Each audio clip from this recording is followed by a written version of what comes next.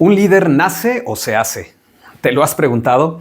Seguramente has escuchado esta pregunta y bueno, en esta ocasión voy a tratar de responder esa pregunta de los 64,000. Voy a tratar de darte algunos argumentos novedosos, científicos que han realizado doctores como Bruce Lipton, como David Chamberlain o como el doctor Peter Nathaniels. Son investigaciones muy interesantes que nos van a aportar datos que probablemente no habías escuchado y que vas a ver que van a ayudarnos a tener una idea mucho más objetiva, mucho más clara de por qué es que una persona puede llegar a desarrollar habilidades de liderazgo que uno pueda considerar que son natas. Así que te invito a que te quedes hasta el final para llegar a la conclusión. Y es que bueno, vamos a comenzar mencionando que desde que nosotros estamos en el vientre materno, desde que estamos en el útero, nosotros somos ya unos pequeños individuos que vamos reaccionando a los estados de ánimo de nuestra madre. Cuando la mamá está muy estresada, por ejemplo, el bebé reacciona y esto se sabe, se ha investigado. Hay pruebas científicas al respecto que nos demuestran que el bebé reacciona a los cambios de estados de ánimo de la mamá y especialmente cuando la mamá está bajo mucho estrés. Cuando la mamá está bajo mucho estrés, entonces pasa algo muy interesante. Fíjate bien, sucede que cuando el bebé percibe esos altos niveles de estrés, lo que hace es que el flujo sanguíneo es favorecido a la parte más primitiva del cerebro del bebé. Esta parte más primitiva es la que va a regular lo que es el mecanismo de defensa y huida, los mecanismos reflejos. Por lo tanto, esta es la parte, podemos decirlo así, como que más se fortalece, que más se especializa. Es como si el cerebrito estuviera tratando de tener una idea de cómo es el mundo allá afuera al que va a salir o al que va a entrar. Y si percibe que ese mundo es muy hostil, entonces va a tratar de desarrollar esos mecanismos que le van a permitir sobrevivir en ese mundo que va a ser muy hostil.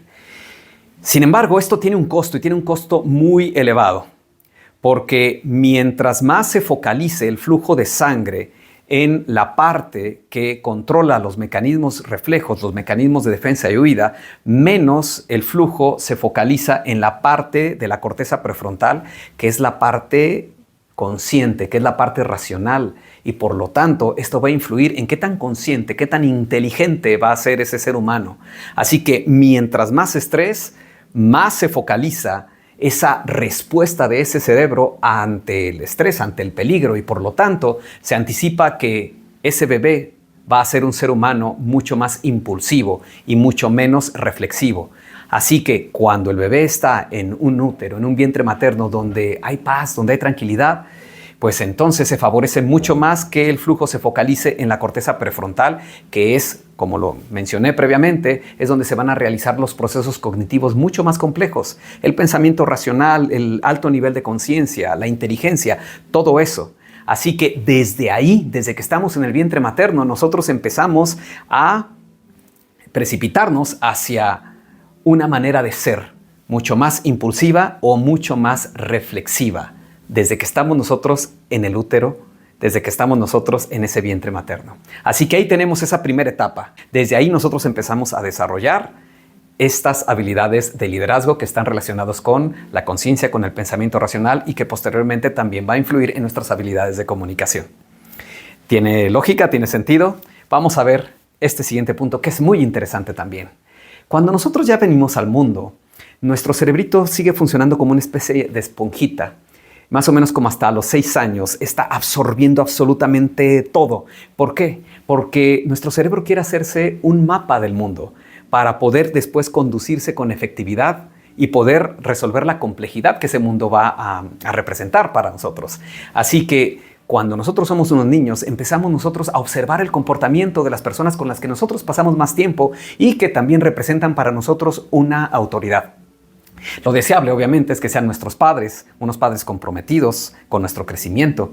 Así que cuando nosotros estamos observando a nuestros papás, si nuestros papás también de entrada ya son personas que tienen habilidades de liderazgo, habilidades de comunicación, que son personas que influyen en los demás, que influyen en su entorno, todo eso nosotros lo empezamos a observar, lo empezamos a asimilar. Lo empezamos a hacer nuestro. La manera en la que se paran, la manera en la que responden un teléfono, la manera en la que reaccionan a lo que les dicen, la manera en la que caminan, su seguridad, su temple, su gracia.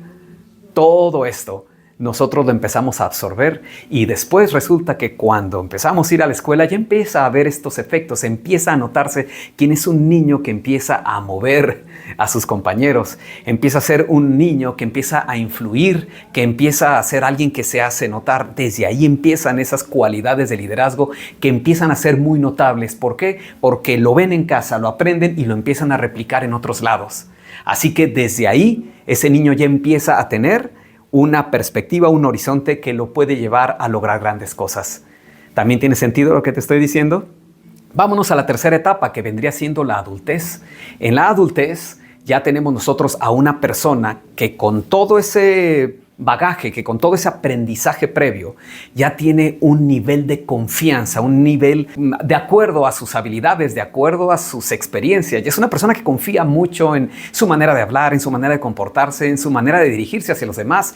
Empieza a tener resultados, no nada más ya en su círculo cercano, sino que empieza incluso a expandir esa área de influencia y se empieza a extender hacia otras áreas como viene siendo el trabajo, los negocios, el oficio que desempeñe, empieza a influir en su comunidad, empieza a ser una persona respetada donde sus opiniones cuentan, porque recuerda que el liderazgo tiene que ver con influencia, tiene que ver con el poder para influir.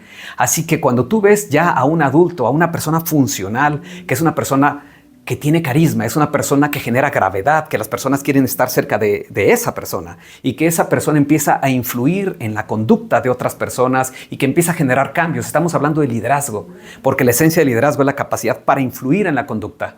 Así que será mucho más efectiva una persona cuando ya tiene todas estas herramientas que fueron desarrollándose desde el útero, desde el vientre materno, hasta que es una persona ya adulta. Así que podemos nosotros ahora responder que un líder se hace desde antes de que nace. Ahora bien, yo sé que probablemente alguien me preguntará, bueno, ¿qué pasa si yo reconozco, estoy consciente que no tuve la mejor infancia, que no tuve los mejores modelos, los mejores roles a seguir? En ese caso, ¿qué? ¿Debo de renunciar ya a poder ser un buen líder? Bueno, déjame decirte que no tienes que renunciar. Puedes convertirte en un buen líder. Puedes hacerlo. Tal vez sea de lo más difícil del mundo, porque lo más difícil del mundo es cambiar.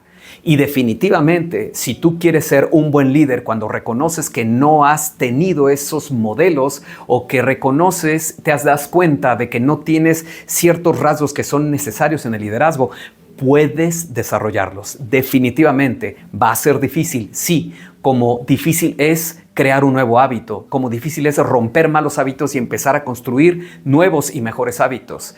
Y cuando hablamos de liderazgo estamos hablando de una serie de varios hábitos, de los cuales podemos hacer todo un video después. En esta ocasión lo que te quiero decir es que sí puedes. Puedes trabajar en ti, puedes trabajar en tu salud, puedes trabajar en tu postura, puedes trabajar en la manera en la que caminas. Puedes trabajar en tus habilidades de comunicación. Puedes trabajar en tratar de modificar o de mejorar ciertos rasgos de tu personalidad, de tu carácter. Claro que puedes trabajar en ti. Será muy difícil. De nada sirve que yo te diga que va a ser fácil. Te estaría mintiendo y no te estaría ayudando. Pero sí se puede. Y bueno, para esto podemos hacer, como te repito, un nuevo video donde pueda hablarte de cuáles son los rasgos que puedes empezar a trabajar. En este caso, en este video en particular, mi objetivo era responder esa pregunta. Un líder se empieza a hacer desde antes de que nace. Y bueno, si esta información te pareció interesante, de utilidad, que ese es el objetivo de este canal, aportarte información que te ayude a tener una idea más clara de cómo funciona el mundo y cómo puedes construir una mejor versión de ti mismo.